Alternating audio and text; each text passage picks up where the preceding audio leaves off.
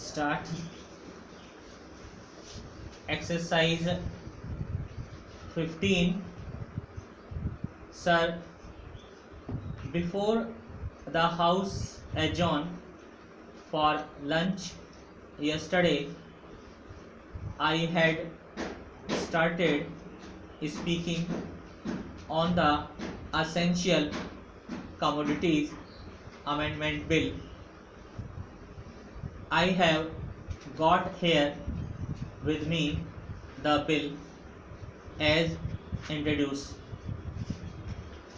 In the statement of objects and reasons, the government pointed out that in certain cases it might be necessary for them not to award punishment prescribed in the law as it exists at present, but to forfeit a part of the deposit.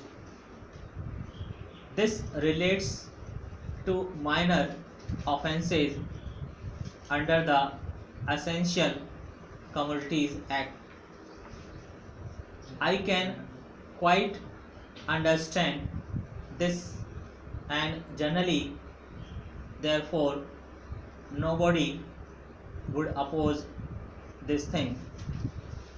But the question that I wish to raise in this connection before the House is the manner in which this act is being implemented by the management and also by the state governments. I mention the state governments because here is a measure which is sponsored by the Ministry of Food and Agriculture, and in regard to many aspects of which I believe the central government has concurrent jurisdiction, but much is left to the states.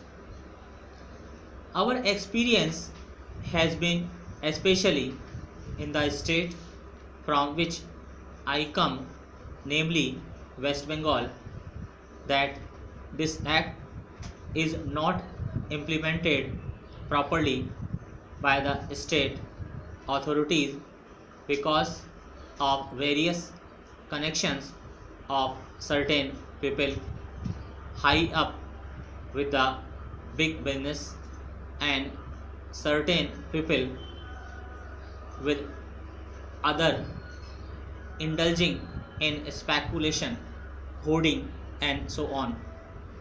The result has been that whatever should be done had not been done.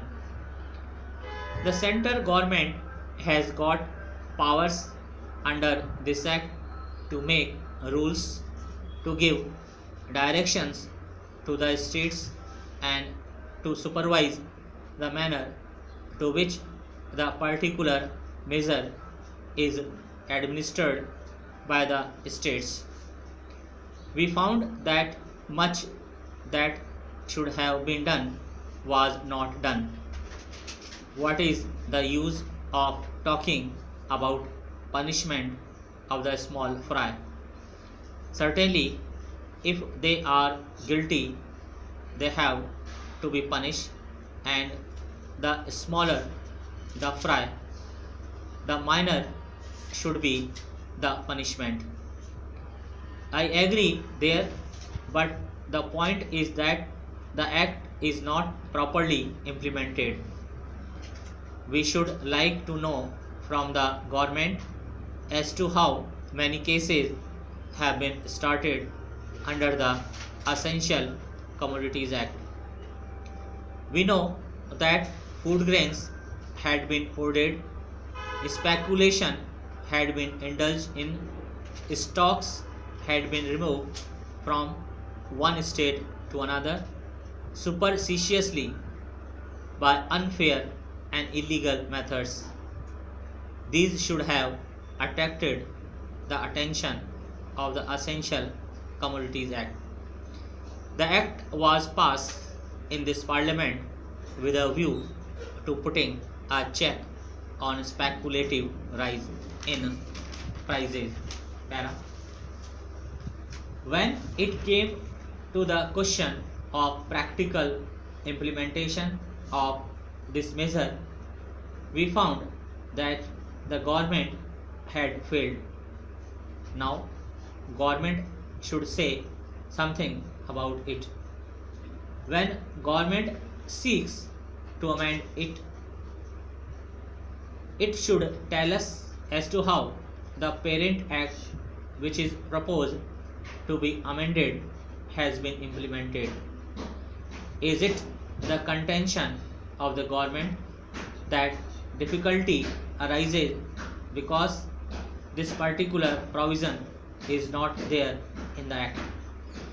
Are government in trouble because they do not know how to deal with the smaller fries? Or is it because that those who are supposed to administer this measure at the state level, at the district level, have thought it fit to ignore it, have thought it fit to bypass it? If any measure of the central government was needed for controlling the price of food grains and ensuring the supply of essential commodities to the community, it is the Essential Commodities Act. I would like to the minister to say something on this. I know that he was not here at the time when we passed this measure, nor was he there when the Essential Commodities Act was bypassed by many state governments. In the past, we had drawn the attention of the minister to this problem, and that minister is now happily going to be the president of the Uttar Pradesh Congress Committee. But here I would like to ask the minister who has stepped into his shoes as to how what he is doing in order to see to the proper implementation of this act. How many prosecutions have taken place? The small people, of course, should be dealt with very mildly. I agree and I support the measure, but taking the law as it is today, without this amendment, it empowers government to deal very effectively so far as the provisions of the law go with the big traders, wholesalers and profiteers. I would like to know as to how they have dealt with them. How many are in jail today? How many have paid fine? How many have suffered imprisonment?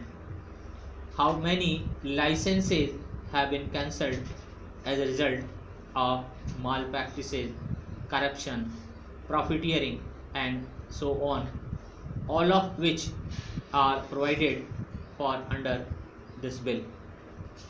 We are entitled to know. Take us into your confidence in regard to this matter. I say from whatever knowledge we have that very few have been prosecuted under this act.